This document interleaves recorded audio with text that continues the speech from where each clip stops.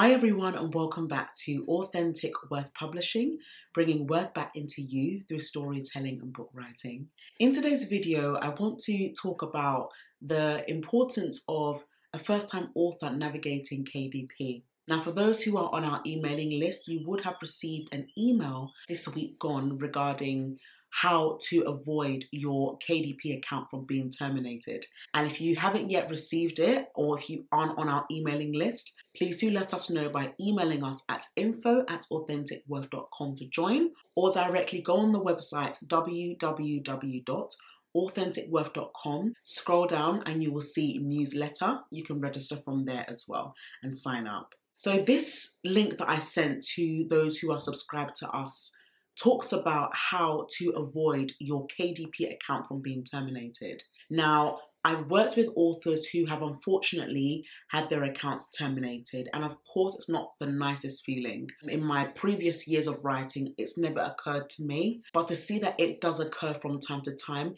can be very disappointing. And some of the reasons is because the metadata is not matching up. So for example, if let's say you've got an existing Amazon account and you want to open up a new Amazon account with a different email, but you've got the same name, the same surname, the same book, etc. KDP can flag that and they will say that perhaps one is duplicating accounts. Of course, it may not necessarily be something that one is aware of, but it's really important to be mindful about how you use your KDP account, especially that it's linked to Amazon as well. If you already have an existing Amazon account, you can always use that email and that password to log into KDP. You don't have to necessarily create a new one.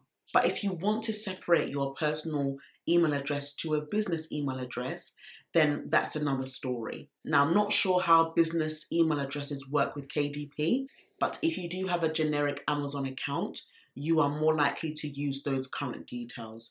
And that's one of the things that we do advise our authors is to utilize their Amazon account. Unless they don't have an Amazon account at all, then they're more likely to open up a new one as well, or they don't use Amazon to buy anything. But how to navigate KDP, and I've also spoken about this in my previous video about the differences between KDP and Ingram Spark. So if you haven't yet watched that video, I'm also going to link it in the description bar below and above for you to watch in your own time. My previous experiences of KDP and Ingram Spark, I do enjoy using KDP. It's very easy for a first-time author. It's very straightforward. But if you still need assistance, you can always hire a publisher to help you or watch videos on YouTube to see how you can start for beginners. But it is more or less a straightforward process.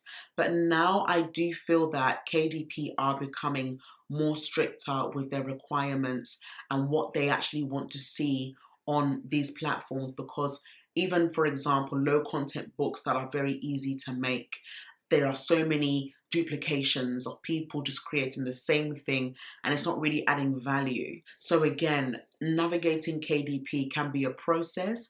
It shouldn't be tedious, but as I mentioned, if you do need assistance, there is always some form of help out there. How to help a first-time author in navigating KDP is a process. You have to understand what KDP requires and also doing your research when it comes to the categories. Now, in my previous experiences, when it came to uploading my second, third, and fourth book in particular, it was really difficult to find certain categories that link to the theme of my book. And even up till now, I'm really wondering why they've changed it, because categories help your book to be seen. But I believe at the first stage, no matter what, the title of your book cover must stand out over categories. When the title of your book is powerful, that is more than enough for the book to be seen in different avenues. And this is something that we do encourage our authors with, that the book title is very important, as well as the book cover itself. When it comes to navigating KDP, it's understanding what the trim size of your book is. Amazon do have a book template where you can download for free all the different sizes of books that you can use for a fiction book, a non-fiction book, a children's book, etc. From the research that I've done in the past, they state that 6 by 9 for a non-fiction book is the standard. But you can choose any other size. You can choose 5 by 5 times 5 by 8. The numbers are there for you to research. But it is really important that you understand the vision of your book and how you want it to look. And the more you're able to envision it, the more you're able to see what works. And that includes how many numbers of pages that you want in your book. Now think about the spine of your book. I'll show you a book actually so that I can give a demonstration. So this is the spine of a book. You have to bear in mind that if your spine is very small, then that means that the writing here is also going to be small. And this is something that KDP can flag up if you're not aware of it on time, or your book cover designer has done it very thinly because you've chosen to have either a very small book with less pages. It's very important that you are mindful of that when you are looking to typeset and format your book. So roughly, I would say that if you want a book that has a very obvious spine and the title, I would say have over 100 pages. I believe KDP doesn't provide less than 90 pages if you want a spine. But even if you do want a spine and you don't want writing, it can be done, but it will look too thin. And this is something that KDP is very mindful of, is printing out books that are too thin is just a waste of money, a waste of ink. But again, having a book that is thicker and has a really good spine is everything. And that's something that I had to also experience a few years back when I started my journey on KDP as well. And indeed, ladies and gents, it is a journey. It is not a race. For the fact that you've written a book and you've got the manuscript at hand is already a gift in itself.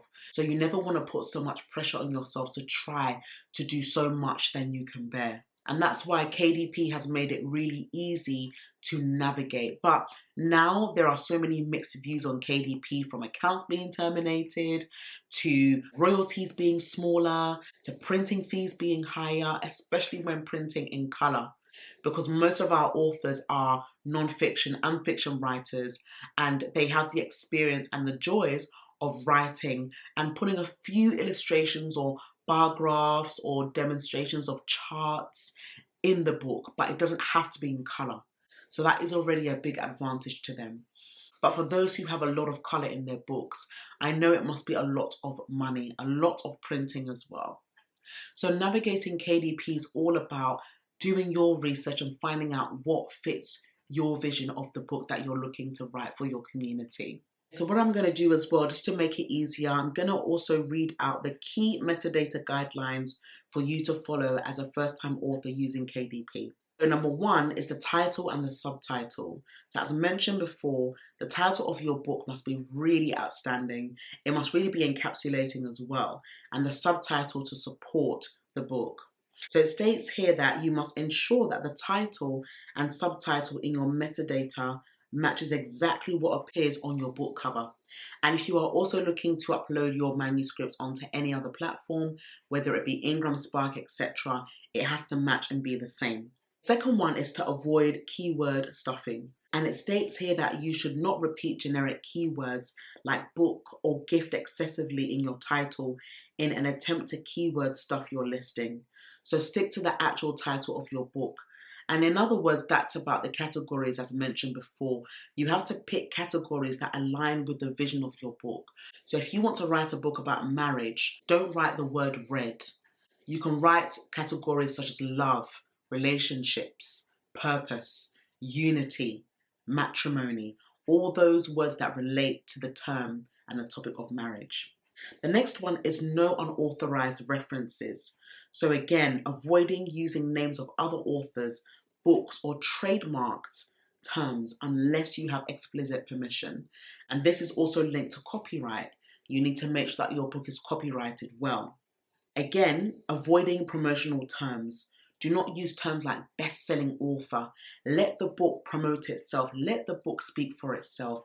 Don't put yourself out there to promote your book if it's not yet on that category. And this is the reason why we encourage you to ask for reviews genuinely. Whether you get them quickly or not, one review is better than no reviews for your book, and that is something to bear in mind as well. Also, the description of your book. What is it really based on? Are you just writing to make it look lengthy?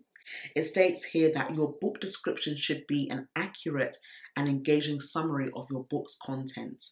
So do not include irrelevant information or make false claims. And again, no personal information. You don't need to include information that is personal and private and confidential. The book cover needs to be attractive. It can't be similar to what other people have out there. It will be very wrong to have exactly the same book cover as someone else. And it says here that you should not use images that could mislead readers about the book's content. So if I think about this book, The Becoming Woman, that I wrote last year, you can already see that it's about a relationship, but it's about a woman that is becoming, a woman that is preparing. And the title is called The Becoming Woman, with the subheading Transitioning from the Season of Waiting to Intentionally Courting. And you can already see that the book speaks for itself. The hand is there, the ring is there. She's now engaged. And now she's talking about her journey from singleness to courting and now engagement. And this is what people want to see: an attractive book with a great book cover, a great subtitle, your name, and any forward or contributors at the top or at the bottom. Either way, the book cover needs to be attractive and it needs to stand out. And then at the back, I've also written a brief synopsis about the book, about myself, the business, and also our social platforms, with a photo and also the ISBN number and barcode. So this is really important. And as mentioned before, the spine is exactly as important as everything else, because the spine keeps the book together. The next one is also incorrect book cover titles. So ensuring that the book cover title and the subtitle on your book are included and match exactly what you've entered in your metadata. So for example, if I was to put The Becoming Women, which is WOMEN, and there's another website that says The Becoming Woman, it will flag up and it will clash, and that won't be good. So please be careful when you are entering the title and subtitle of your book onto the KDP metadata system that is exactly correct as the book cover. You would not want Amazon to show the right thing and your book cover to show the wrong thing, or your book cover to show the right thing and Amazon to show the wrong thing. It's just not great, and it's not professional as well. And anything to do with confusing information, just avoid.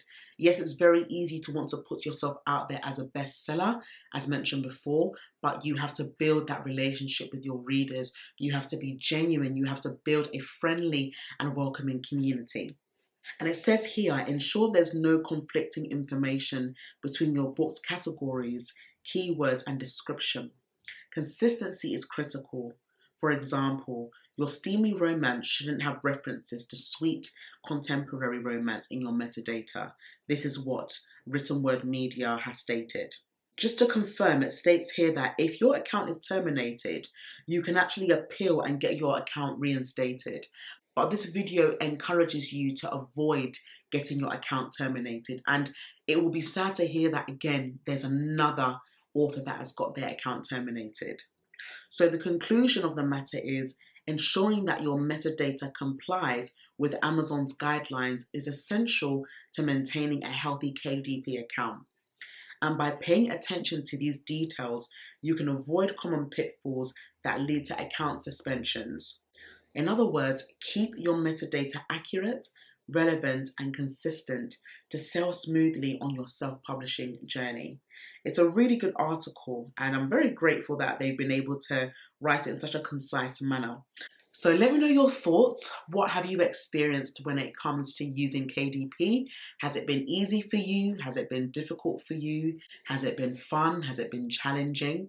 And what have your experiences been also in writing a book? How have you found formatting your book? How have you found typesetting your book? How have you found, if you're doing it alone without a proofreader or editor, how have you also navigated that season of reading your manuscripts over and over again? And how has the book covering journey been? I would say one of the best moments when it comes to a book is seeing that book cover. The book cover is everything. But yes, the content in the book needs to be excellent, but there's beauty in looking at the cover and saying, wow, I'm really glad that I chose this vision. And now it's time for me to upload the book online and see it in print. And that's one of the joys about self-publishing, is that you've put in the work and you are then able to see the results, and it will work so well. So be creative. Don't be hard on yourself. Don't put yourself in a box. Learn how to branch out. And if you can, do some research on other online publishing platforms. KDP is not the only online publishing platform. There are so many out there, but you just need to find the one that is right for you and your book, and more importantly, your community. We can't depend only on online platforms to promote our books. For those of you who have blogs and websites, you can upload your book there. You can have in-person book launches or virtual book launches. You can have tours, whether it is local or global. You can really put yourself out there when you work wisely and find the right community to support you on your journey. And I really hope that with the videos that Authentic Worth are providing for you, that they are truly helping you to build your confidence and build your community, because indeed we are a community. So without further ado, I just want to ask if there are any questions that you would like to ask me, or if there's anything that you've learned or want to contribute, or anything that you would like to share with me that I may not have been aware of, or I haven't been able to speak about it, please do leave all the comments down in the section below. It'll be lovely to hear from you. I'm so grateful and thankful once again for the increase of subscribers. We are nearly up to 1,000. I cannot believe it. And I just want to say a massive thank you to you all for your support, your love, your contributions, all around the world, for all that you are doing. Every time you watch our videos, every time you comment on our videos, it really continues to help us to pour back into you and give wisdom and inspiration throughout your journey of writing. So thank you again, really is appreciated, and I'm looking forward to catching up with you in the upcoming video. Without further ado, I just want to say have an amazing day and all the best with your writing journey. Until next time, I look forward to catching up with you very soon. Take care. Bye-bye.